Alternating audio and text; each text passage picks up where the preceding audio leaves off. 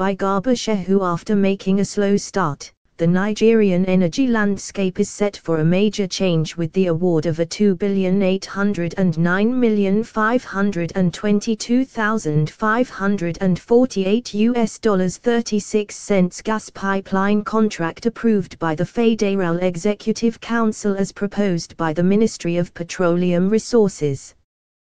The ministry is under the direct supervision of President Muhammadu Buhari.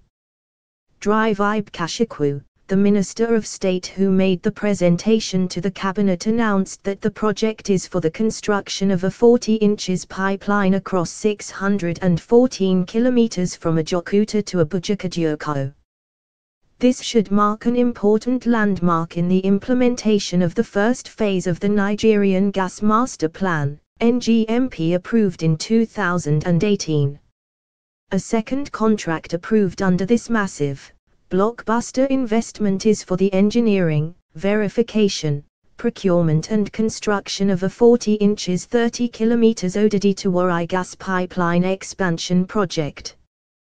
This one is to transport additional gas supply from upstream producers to various demand points at the cost of $7.7 billion and $56 million. The projects, which can rightly be termed as being among of the president's pet projects, is owed, in part to his vision and momentum back in his days as the Federal Commissioner for Petroleum Resources.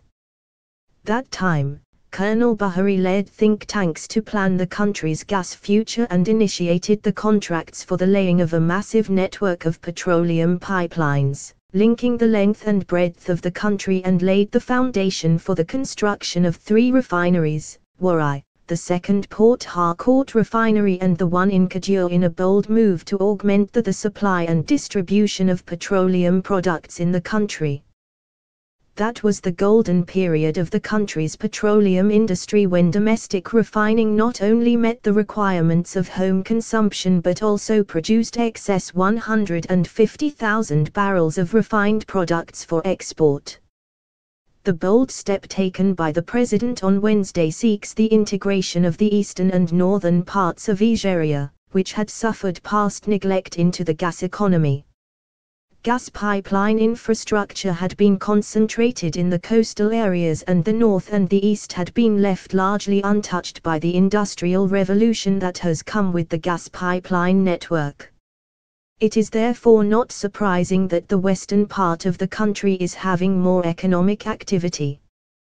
The All Progressives Congress, APC, which had campaigned on the issue of inclusive growth, holds the view that the achievement of a balanced and equitable national development can only come with a balanced growth of the states and the regions. The party manifesto had identified the development of natural gas transportation infrastructure as a key project in this regard.